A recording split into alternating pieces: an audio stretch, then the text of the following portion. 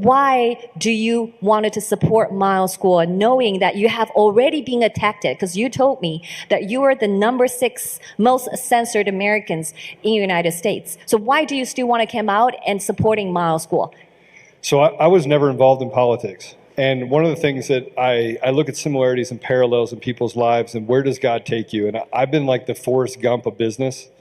Like, everybody ever seen Forrest Gump? He's kind of ho-hums around, he's successful, and he can't figure out why. Well, that's kind of like me. And I was a tech CEO for a decade, had an immense amount of success, but I came from humble beginnings. I'm one of 8. I grew up super poor in Washington, D.C. My dad's black, my mom's white, my whole family's interracial. I know what racism looks like.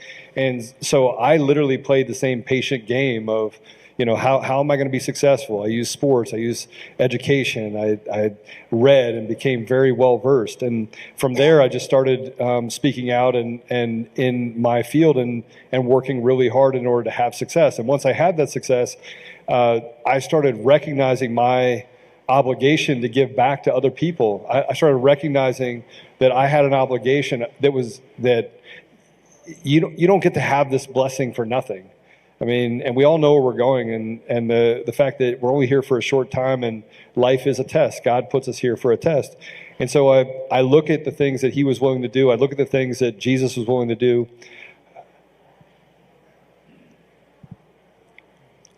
I think I don't know why I'm so emotional, but I'm more angry than I am emotional, because you look at Jesus walked up a hill 2 miles to his death, and you look at the fact that he carried the cross after being beaten, and so nothing that I do is going to compare to that. And so I've seen both sides. I've seen the confusion. I've seen the chaos that they create in our society, and it's not just one side, it's both sides.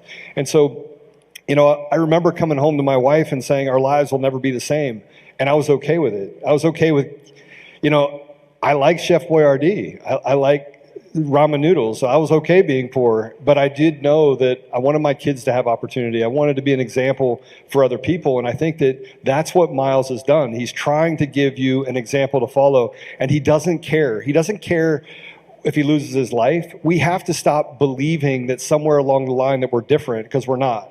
And in the 6.5 years that I spent in the Middle East or Africa, the time that I spent, giving back to others and serving the impoverished communities, the time that I spent with gang members and people that you would want to stay away from, all of that taught me that, frankly, we're all the same, and we have to accept each other where we are, not where we want them to be, and adopt an ethos that what they do to one, they do to all. And they're using us as weapons against each other. And again, what Miles is saying is, and he's the ultimate example. President Trump is the ultimate example. Muhammad Gandhi is the ultimate example. We have all of these people that are an example of what life is supposed to be about. And so I just decided that is what I wanted to serve. And frankly, I don't really care if I make it out of it alive, because I got news for you. None of you are going to make it out of this life alive, but you can have eternal life. And I think that that's the big thing about where we are today.